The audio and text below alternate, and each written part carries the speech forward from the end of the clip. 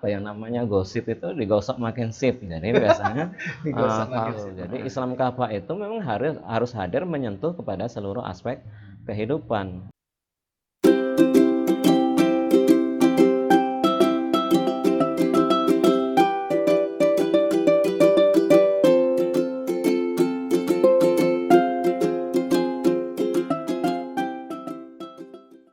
Assalamualaikum warahmatullahi wabarakatuh. Alhamdulillah, bersyukur pada Allah Subhanahu wa taala. Salawat dan salam tercurah kepada baginda Muhammad sallallahu alaihi wasallam. Pemirsa yang dirahmati oleh Allah Subhanahu wa taala, selamat datang di podcast spesial Ramadan, makin berkah dengan Islam. Bersama saya Yuda Winata dan bintang tamu kita yang alhamdulillah sudah hadir bersama kita, yaitu Ustaz Tariq. Assalamualaikum Ustaz Tariq. Waalaikumsalam warahmatullahi wabarakatuh. Masya Allah. Gimana ini Ustaz kabarnya Ustaz? Alhamdulillah, tetap semangat, luar biasa. Masya Allah. Ini semangat Ramadan nih Ustaz ya. Ramadan dan anak muda. Ramadan dan anak muda. Baik, Ustaz, ini aktivitas biasanya selain ngisi kajian apa nih Ustaz? Ya, sebagai seorang aktivis tentu tidak lupa harus banyak beribadah kepada Allah. Masya Allah. Jadi bulan Ramadan ini digunakan untuk banyak beribadah, termasuk di dalamnya bekerja, tidak juga libur. Oke.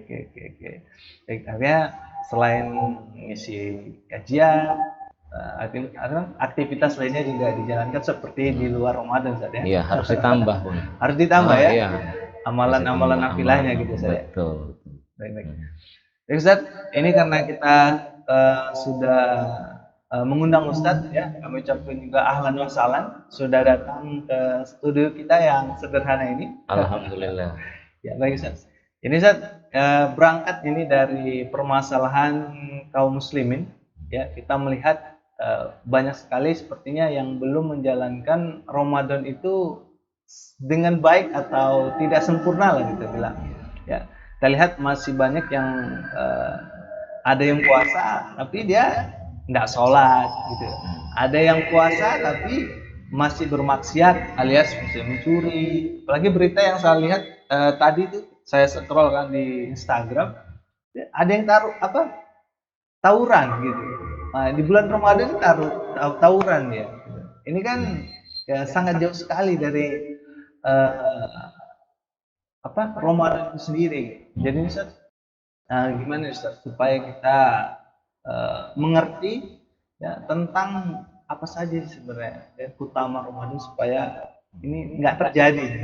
Ya. Alhamdulillah rabbil alamin. Wassalatu wassalamu ala asrofil anbiya'i wal mursalin wa ala alihi wa sahbihi ajma'in. Pemirsa yang dimuliakan Allah, alhamdulillah kita ucapkan puji syukur atas nikmat dan karunia Allah pada hari ini kita bisa bertemu di media podcast kita ini Ramadan. spesial Ramadan, makin berkah dengan Islam Kafah ya, luar biasa nih, satu ikon yang dibangun. Selawat berangkaikan salam mari sama kita sanjungkan kepada Rasulullah Sallallahu Alaihi Wasallam. Allahumma sholli ala Muhammad wa ala ali Muhammad. Semoga kita semuanya dikumpulkan oleh Allah di dalam surganya bersama dengan Rasulullah Sallallahu Alaihi Wasallam. Baik, menanggapi yang Ustadz Yuda tanyakan tadi ya, berkaitan bahwa ini kan sudah masuk bulan Ramadan, namun tidak sedikit Ramadan itu juga dicederai dengan adanya kemaksiatan. Padahal keutamaan Ramadan itu begitu luar biasa. Gitu. Artinya bulan Ramadan itu bulan yang agung, bulan yang mulia, bulan yang penuh dengan keberkahan. Sampai Rasulullah dalam sabdanya itu, dalam hadisnya itu menyebutkan Sayyidus Sahru, bahwa panglimanya bulan itu adalah Sahru Ramadan gitu. Jadi panglimanya gitu, bulan dari satu tahun itu adalah bulan Ramadan. Bukan Rajab, Iya, bukan bukan. Sya'ban, tapi Bukan. Ramadan Iya. Ustaz ya. Masya Allah. Artinya apa? Ada satu keistimewaan yang luar biasa yang ada di bulan Ramadan. Di antaranya apa? Allah menurunkan perintah untuk melaksanakan ibadah puasa. Allah di dalam Al-Quran surah Al-Baqarah menyebutkan ya ayyuhalladzina amanu kutiba alaikumusiyam kama kutiba alal ladzina min qablikum la'allakum tattaqun. Seruan ini adalah seruan kepada orang yang beriman. Wahai orang-orang beriman, diwajibkan atas kalian berpuasa sebagaimana orang-orang terdahulu mereka juga berpuasa. Mudah-mudahan kalian menjadi orang yang bertakwa. Orang yang bertakwa itu adalah orang yang senantiasa biawamirillah, melaksanakan perintah Allah, wa nawahihi, dan meninggalkan apa yang dilarang oleh Allah Subhanahu wa taala. Jadi kan ini harusnya jadi sesuatu yang sinkron kan. Ramadan justru menumbuhkan banyak orang melakukan amal soleh. Bukan sebaliknya Ya, gitu ya. maka tertutup apa? Ruang untuk orang melakukan sebuah tindakan kemaksiatan. Jadi terus apa yang menjadikan mereka itu kok pada saat yang bersamaan ini mereka sanggup melaksanakan ibadah puasa gitu. Tapi pada saat yang sama mereka juga masih mau melakukan kemaksiatan. Nah itu yang esensi tadi kan, itu yang disebutkan. Jadi sholat iya tapi maksiat iya, puasa iya tapi maksiat juga masih iya, masih jalan juga gitu. Artinya apa? Kalau misal puasa dalam letterlik bahasa Arab itu disebut saum. Saum itu artinya adalah imsak, menahan gitu. Jadi kalau yang namanya menahan itu bukan hanya menahan lapar dan dahaga saja gitu. Sampai dikatakan oleh Rasul kamin soimin. Ada orang yang berpuasa laisal ju' wal atos, yang didapati cuman lapar dan dahaga saja. Apa yang dimaksud oleh Rasul ini gitu. Mereka yang menjalani ibadah puasa tapi tidak menahan dari perkara-perkara yang bisa membatalkan pahala puasa gitu. Nah kalau udah ceritanya apa saja yang membatalkan pahala puasa, berarti kita lihat, cari lagi apa yang menjadi alasan Allah membatalkan, memberikan reward kepada hambanya yang sudah melaksanakan ibadah puasa, menahan dari lapar dan dahaga itu. Apa yang kemudian menciderai dari ibadah puasa itu? Contoh bahwa kalau kata Rasulullah, man kana yu'minu billahi wal yaumil akhir falyakul khairan aw liyasmut. Barang siapa yang beriman kepada Allah dan hari akhir, seharusnya mereka berkata yang baik. Kalau nggak sanggup berkata yang baik, diam. Nah, menahan dari lisan untuk berkata yang tidak baik, itu yang buruk. Contoh apa? Ini, misal kita nggak susah kadang untuk meninggalkan ini kan kebiasaan hari-hari di luar bulan Ramadan itu, ngerumpi, ceritain orang, gitu. Memang apa yang namanya gosip itu digosok makin sip, jadi biasanya jadi kalau sudah begitu orang akan ini ya apa namanya, dalam pembicaraan itu macamnya nggak ada habis-habisnya cerita itu, gitu. Makin di ungkap makin seru, makin seru, begitu makin seru makin lama ya. Kenapa? Karena selama di luar bulan Ramadan itu ditunggangin oleh siapa? Oleh setan yang menghendaki kita itu terjerumus dalam perbuatan maksiat. Nah karena sudah jadi habit, nah ini persoalannya. Orang kan bertanya, Ustadz, di bulan Ramadan itu setan dibelenggu, gitu. Tapi kok kita ini masih gampang betul untuk melakukan sebuah kemaksiatan, gitu. Jadi sebetulnya di sana titik ininya. Artinya apa? Bulan Ramadan ini harus kita jadikan momentum untuk membuat habit baru. Nah, habit baru apa? Habit baru yang kemudian kita itu memastikan diri menjadi orang yang berubah taat. Taat secara kafah. bukan taat sebagian saja. Sebagian saja ya. Waktu bulan Ramadan aja taat, terus nanti setelah keluar bulan Ramadan, kita lampiasin lagi lah, gitu kan? Balik lagi kepada habitat yang sebelumnya. Jadi tidak begitu makna untuk kemudian kita ingin mendapatkan hakikat keutamaan Ramadan itu. Semestinya orang yang sudah lolos dalam melaksanakan ibadah puasa itu menjadi pribadi yang memiliki pribadi yang kalau dikatakan oleh Allah itu kuntum khaira ummatin ukhrijat linnas, bahwa kalian itu adalah umat yang terbaik yang dikeluarkan di antara umat manusia. Masya Allah. Masya Allah Ustaz ya. Jadi memang banyak ini terjadi di tengah-tengah kita Ustaz, sehingga ya artinya banyak juga yang belum tahu tentang bagaimana sebenarnya keutamaan di Ramadan ini sendiri gitu ya kan. Jadi Ustaz ini juga lah Ustaz, kita infoin bagaimana sih sebenarnya keutamaan Ramadan itu apa saja sih gitu. Iya, jadi memang penting bicara tentang fadhail. Tentang keutamaan, tentang kemuliaan. Kalau orang disugesti dengan semangat akan memperoleh sesuatu yang luar biasa, biasanya orang condong untuk meraih itu, untuk mengusahakan mendapatin. Gitu. Artinya apa? Bulan Ramadan ini adalah bulan yang Allah melipat gandakan setiap amal ibadah hambanya. Gitu. Bukan hanya puasa itu. Bahkan kalau kita kaji pahala ibadah puasa itu sampai dirahasiakan oleh Allah.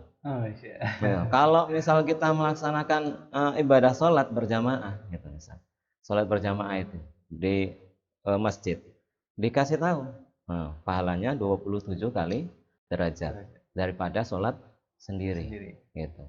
Orang sodako diberikan ganjaran 10 kali lipat kebaikan, gitu. Bahkan kemudian 100 kali kebaikan. Begitu kelipatan-kelipatan yang Allah tunjukkan. Orang berjihad pun ditunjukkan oleh Allah tentang apa? Rewardnya apa? Bakal bisa masuk surga tanpa hisab. Masya Allah. Tapi puasa ini kata Allah, apa yang dikatakan oleh Allah? Bahwa kita itu akan mendapatkan pahala dariku, kata Allah. Cuman dikatakan begitu. Aku akan memberikan pahalanya surprise.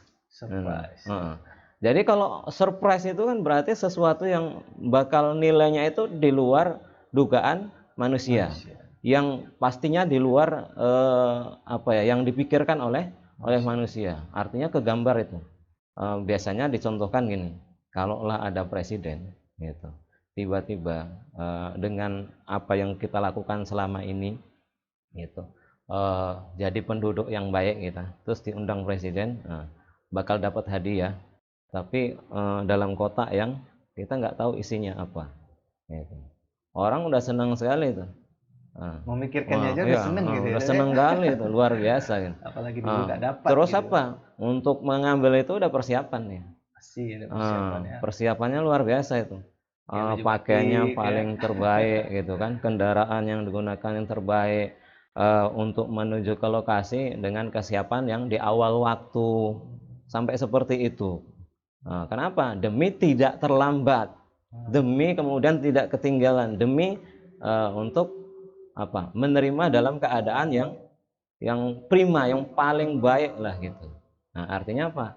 Kalau Allah sudah katakan seperti itu, bahwa pahala puasa ini adalah dariku, kata Allah gitu, maka kita akan mempersiapkan pelaksanaan ibadah puasa ini dengan sebaik-baiknya, dengan persembahan yang terbaik gitu. Jadi kalaulah keutamaan ini diketahui gitu oleh kita, maka seperti apa yang dimiliki oleh sahabat, perasaan mereka ketika Ramadan itu berakhir, mereka nangis, sedih, ditinggalkan Ramadan. Kenapa? Ya Allah, harusnya Ramadan ini sepanjang tahun ya, gitu. Kenapa? Karena keutamaan yang begitu luar biasa gitu, sehingga menggugah sikap juga, perbuatan dari kitanya sih yang pelaku untuk mau melaksanakan ibadah itu gitu. Nah, kalau sudah itu yang muncul gitu, bisa kebayang itu efeknya Terhadap apa? Terhadap pelaksanaan perintah-perintah Allah yang lain. Itu. Contoh misal, kalau sholat dilaksanakan dengan apa ya, eh, ikhlas, kemudian tata caranya benar, mengikuti sunnah Rasul, kemudian persiapannya dengan persiapan yang maksimal. Bayangin, tempat ibadahnya yang terbaik, masjidnya itu yang sangat nyaman, AC ya, dingin, luar biasa. Imamnya yang suaranya merdu ya. paling bagus gitu. Gimana kemudian kita memang sudah siap-siap untuk melaksanakan ibadah sholat. Nah, apa yang terjadi? Kekhusyuan yang luar biasa. Setelah di luar sholat, apa yang akan dampaknya? Dampaknya itu sebagaimana yang dikatakan oleh Allah, inna sholata tanha anil fahsya wal munkar. Bahwasanya sholat itu dapat mencegah perbuatan keji dan mungkar. Ini efeknya begitu. Puasa sudah membawa efek takwa, sholat membawa efek terbebas dari perbuatan keji dan mungkar. Jadi kita nggak punya banyak PR untuk ngurusin apa? Remaja yang kemudian masih melakukan maksiat, ya. masih bergaul bebas, buka aurat, kemudian apa?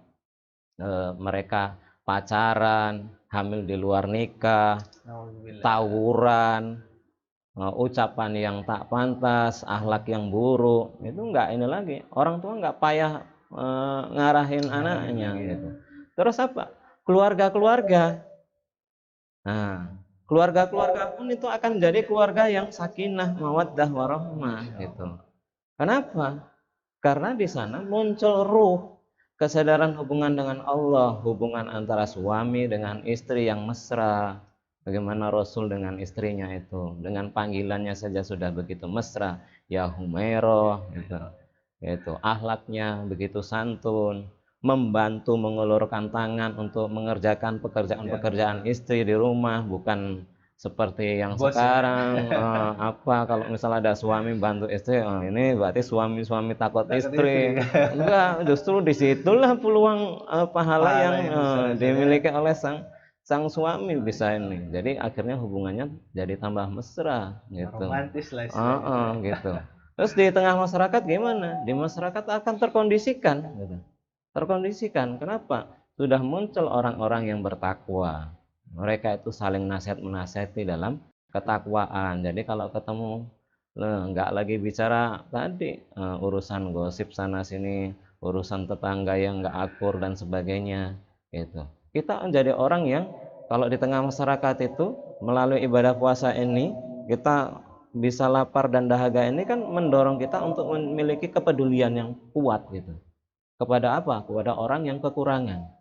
Gitu. Nah, artinya apa? Kekurangan itu kan bukan hanya nanti kekurangan finansial, gitu. Tapi kekurangan dalam makna secara keseluruhan. Ada orang yang misal butuh jadi teman ngobrol antar tetangga, gitu. Tapi obrolannya bukan gosip, tapi semakin menguatkan seseorang untuk menghadapi kehidupan. Misal kehidupannya susah nih, kita nggak punya harta, cuman bisa punya senyum gitu kan. Walaupun dia punya senyum gitu kan, tapi nasihat-nasihat dia itu mendinginkan, kemudian memberikan motivasi harapan yang besar. Allah itu nggak akan menguji seorang itu kecuali sesuai dengan kesanggupannya. Dan di balik itu semuanya ada pelajaran besar. Agar apa? Kita bisa bersyukur terhadap setiap rezeki yang Allah berikan. Kemudian kita menjadi orang yang optimis. Optimis dengan apa? Nggak ada bahwa kehidupan ini seperti roda yang terus berputar. Kadang ada orang hari ini nyungsep kondisinya, tapi besok hari dia akan bangkit menjadi orang yang lebih baik daripada hari ini. Kalau di tengah masyarakat udah begitu, udah disibukkan dengan yang seperti itu, ada lagi orang kemudian harus berpikir sendiri, kalau kayak gitu carilah jalan cari rezeki dengan cara yang haram. Itu ngedarin narkoba seperti yang sekarang ini. Kalau kita itu bilangkan ini karut marutnya ini kan luar biasa, sampai kemudian warga merasa tak aman. Si Polan itu sudah ini sudah gitu. pakai Gitu. pagar orang hilang. Jadi dengan ketakwaan yang ini gitu, dengan kepedulian yang dari ibadah puasa ini gitu, yang begini-begini ini bisa diselesaikan gitu. Nah, tambah lagi apa? Itu tambah lagi ketika posisinya meningkat, ketakwaan itu sudah akumulatif. Sudah menjadi apa ya? Komunitas ya. Kalau ketakwaan itu sudah menjadi miliknya komunitas, masyarakat itu bisa kebayang gimana kalau bahasa dakwah yang dilakukan oleh Rasul di Madinah, bahwa tidak satu rumah pun di Madinah itu kecuali Mus'ab bin Umair sudah masuk datang mengajarkan Al-Quran, membacakan Al-Quran. Mereka belajar itu semuanya. Nah kalau itu terbentuk, kira-kira akan terjadi perubahan nggak? Masyarakat yang di Madinah itu bisa kegambar di negeri kita ini. Dan itu gambar. Kenapa? Karena bagaimanapun kita itu butuh ini apa yang namanya kebijakan-kebijakan oleh penguasa yang bertakwa tadi, yang lahir dari masyarakat itu kan, itu yang bertakwa itu.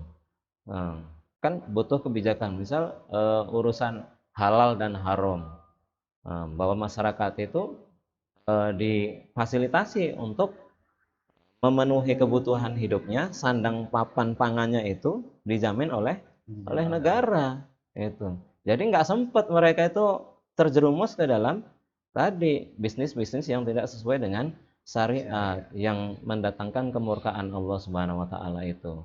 Belum lagi apa? Gitu. Belum lagi kalau misal kan negara itu kemudian mengubah itu tatanan negaranya dengan syariat Allah. Karena apa? Karena memang menjadi kebutuhan, menjadi apa? Menjadi solusi bagi kita sebagai masyarakat yang hidup dalam sebuah bingkai bernegara. Gitu. Artinya carut marutnya hari ini permasalahan apapun itu solusinya kembali kepada Islam kafah tadi. Iya, betul. Jadi Islam kafah itu memang harus hadir menyentuh kepada seluruh aspek kehidupan. Dikatakan oleh Allah, wa nazalna 'alaikal kitaba tibyana likulli syai'. Kami menurunkan Al-Qur'an ini untuk menjadi solusi atas segala permasalahan umat manusia gitu. Jadi di sana itunya gitu. Buahnya itu rentetannya akan jadi sesuatu yang memberikan keberkahan gitu. Jadi kalau kita hari ini pakai tagline makin berkah dengan Islam kafah, Allah katakan di dalam Al-Qur'an itu, walau anna ahlal qura amanu wattaqau la fatahna alaihim barakatim minas sama'i wal ard gitu. Bahwa seandainya penduduk bumi ini beriman dan beramal soleh, maka akan kami dibukakan oleh Allah. Ini janji Allah kan nggak mungkin ini kan, itu diingkari. Ya. Asal apa? Syarat ketentuan berlaku, beriman dan beramal soleh. Maka keberkahan dari langit itu Allah turunkan, kemudian dari bumi Allah keluarkan. Nggak payah lagi orang nyari sesuap nasi. Kenapa? Dihentakkan kaki istilahnya kayak gitu, langsung mendapatkan apa yang diinginkannya. Itulah luar biasanya kalau secara keseluruhan tatanan kehidupan kita ini kemudian sudah berimbas kepada diterapkan Islam secara kafah, baik pada diri individu semuanya semangat dalam melaksanakan perintah Allah, tidak hanya ibadah ini gitu, muamalahnya juga akhlaknya juga seperti itu di tengah masyarakat, di keluarga. Simpulnya itu jadi kokoh, itu jadi kuat, itu lahir generasi-generasi hebat gitu yang siap menjadi pemegang estafet kepemimpinan di tengah masyarakat. Mereka jadi leader gitu, jadi pemimpin-pemimpin umat di tengah-tengah umat ini gitu. Nah, kalau sudah simpul-simpul umat di tengah-tengah umat itu adalah orang-orang yang tercermin ini, maka yang muncul di kepemimpinan kan udah pastilah gitu, yang orang yang paling bertakwa. Karena pemimpin itu kan sudah ini kan, sudah disaring gitu. Disaring dari sekian juta umat itu, yang terbaik lah, yang karena nggak sembarang orang sanggup memimpin gitu. Nggak semua orang siap juga memimpin gitu. Makanya Allah juga akan berikan kekuasaan kepada siapa yang Allah kehendaki. Jadi kalau masyarakatnya rusak, pemimpin yang diangkat akan rusak. Tapi kalau masyarakatnya baik, maka pemimpin yang akan diangkat jadi pemimpin yang terbaik. Masya Allah nih Ustaz. Jadi udah tergambar lah ya, arti tentang keutamaan Ramadan, apa yang harus kita lakukan ya Ustaz ya. Tadi ada melaksanakan ibadah itu dengan baik, artinya sesuai dengan sunnah dan caranya dan ikhlas ya Iya. menjalankannya supaya keberkahan itu Iya. muncul ya di tengah-tengah permukaan. Iya. Maka alhamdulillah nih Ustaz ya, kita sedikit paham ya dengan ilmu dan pencerahannya tadi bahwa ya menjalankan Ramadan ya artinya tidak serta-merta kita beramal itu hanya di luar Ramadan aja tadi ya kan di awal gitu. Tapi ya artinya semangat Ramadan ini juga harus dijalankan di luar bulan Ramadan juga supaya ya aktivitas kita sehari-hari itu ya tercermin gitu sebagai seorang muslim yang taat. Ustaz, selanjutnya tentang bagaimana sih ini terakhir nih Ustaz ya? Iya, terakhir. Untuk memaksimalkan nih Ustaz ya Ramadan kita supaya lebih baik lagi nih secara individu, keluarga ataupun masyarakat. Gimana Ustaz? Iya, jadi saya coba mengutip dari satu apa yang dijelaskan oleh Imam Ghazali ya, gitu. Jadi ada orang yang nanti mati itu waktu sakaratul maut dia baru sadar bahwa dirinya hidup. Nah, itu menggentarkan pasti. Kenapa? Kalau orang baru siap-siap di akhir, apa yang diperoleh? Kan penyesalan yang tidak gunanya lagi. Gitu. Kenapa? Karena alasan adalah tulul amal. Kata Imam Ghazali itu tulul amal. Menunda-nunda melakukan amal. Nah, maka di bulan Ramadan ini kita coba tadaburi gitu. Muhasabah, kesempatan untuk muhasabah gitu. Agar kita itu tidak lagi terjerumus dalam penyakit yang satu ini. Penyakit yang satu ini banyak sekali diidap oleh umat ini gitu. Iya, di umat ini gitu. Tulul amal, menunda-nunda amal. Besok bisa, besok bisa. Gitu. Kemudian penyakit yang kedua itu adalah panjang angan-angan. Ya.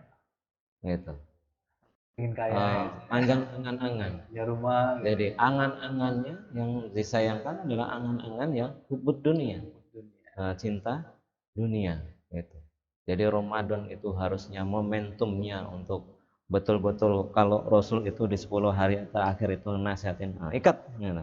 Pinggangnya kencang-kencang. Maksudnya apa? Waktu itu udah mepet ini gitu. Udah mau habis gitu. Nah, kalau waktu udah mepet, udah mau habis gitu, harusnya jangan main-main lagi gitu. Artinya pemikiran ini gitu. Harusnya kita sudah miliki sejak awal di Ramadan itu. Buktinya apa? Para ulama itu mereka itu sanggup misal satu hari itu 1 kali hatam. Masya Allah. Gitu. Kok bisa? Karena menyadari waktu Ramadan itu begitu pendeknya, sementara keutamaan Ramadan itu dengan kelipatan pahala yang mau diberikan itu begitu banyaknya gitu. Jadi kalau cara berpikir ini atau mindset berpikir ini ada pada diri kita itu lekat gitu. Nah, kalau udah lekat dalam diri kita itu udah jadi harga mati. Ini kita nggak mau lagi diganggu dengan sudah 11 bulan kita kerja banting tulang, nafkahi anak istri, kemudian pendapatan pun pas-pasan. Ya ternyata masuk bulan Ramadan juga ya sama aja, pas-pasan juga misalnya gitu kan.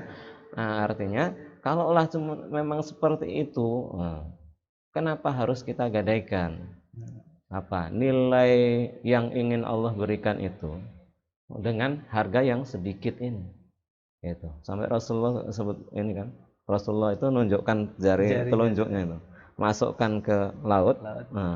Kemudian diangkat, jatuh setetes ke tanah itu. Nah, itulah kenikmatan dunia yang hari ini melalaikan kalian. Dari apa? Dari ibadah yang kalau ibadah pun seadanya. nggak serius, nggak sungguh-sungguh. Kalau terawih pengen cepat aja selesai. Ya, cobalah apa pula kemudian perubahan yang mau diharapkan kalau dengan begitu. Artinya apa? Itu akan tercermin kepada setiap perintah Allah yang diwajibkan kepada kita untuk kita laksanain. Misal, ini kan kalau Ramadan baru kemudian ceramah banyak, termasuk podcast ini jangan sampai selesai. Ya. Ramadan habis gitu. Jadi kalau mau tahu spiritnya Ramadan itu bisa kekal sepanjang tahun, dilihat setelah luar bulan Ramadan bukan di Ramadannya. Gitu. Jadi kalau itu kelihatan makin meningkat dia di luar Ramadan itu terus naik gitu. Nah, dan dipastikan berarti berhasil Ramadannya. Berarti bisa juga hampir bisa dipastikan mendapatkan keutamaan satu hari di malam bulan Ramadan itu yang lebih baik daripada 1000 bulan itu. Malam Lailatul Qadar. Malam Lailatul Qadar itu. Nah, jadi kalau itu diperoleh gitu, maka kita akan jadi orang yang ajak. Nah, ajak itu apa? Berada di atas rel yang udah lurus gitu, nggak akan belok-belok lagi kecuali sesuai dengan rel. Maksudnya rel itu apa? Rel itu adalah syariat Allah itu. Dia akan hidup terikat dengan aturan Allah Subhanahu wa taala gitu. Jadi sholatnya paten, puasanya paten, tidak hanya bulan Ramadan, Senin Kamis, Ayamul Bid. Jadi habit dia gitu. Terus dijaganya, kontinuitasnya itu terus itu. Bulan Ramadan baca Quran, khatam. Misal paling sanggup sebulan sekali. Di luar Ramadan, sebulan sekali pun masih bisa dipertahankan, bahkan bisa ditingkatin. Misal menuntut ilmu, buat kajian itu banyak, maka di luar Ramadan menuntut ilmu pun lebih lagi gitu. Membuat kajian lebih lagi gitu. Terus kalau bulan Ramadan ini kita semangat, misal mulailah kita juga jadi seorang yang mendakwahkan Islam gitu pelan-pelan. Tidak hanya berdiam diri. Iya, tidak berdiam diri karena mau jaga kan gitu, jaga diri kita untuk supaya terpelihara dari aturan Allah Subhanahu wa taala itu. Jadi ketika itu kita sudah jadikan habit di bulan Ramadan itu, di luar Ramadan ngegas gitu. Kenapa? Karena setatnya kan sekarang. Biasanya kalau udah di ujung sana itu, di luar itu kan udah makin ini kan apa? Mesinnya udah panas itu. Mesinnya udah panas. Kalau mesinnya udah panas, cobalah sebulan penuh itu kita dialog dengan orang untuk menguatkan mereka watawasau bil haq watawasau bis sabr itu. Nasihat menasihati dalam kebenaran, nasihat menasihati dalam kesabaran itu sudah terbentuk. Itu. Maka di luar Ramadan pun ya makin ini lagi, makin kenceng lagi gitu. Ibadah yang lain makin kenceng lagi, ngurusin rumah tangganya untuk sesuai dengan syariat makin kenceng lagi, interaksi di tengah masyarakat untuk menjadi leader di tengah-tengah umat makin kenceng lagi gitu.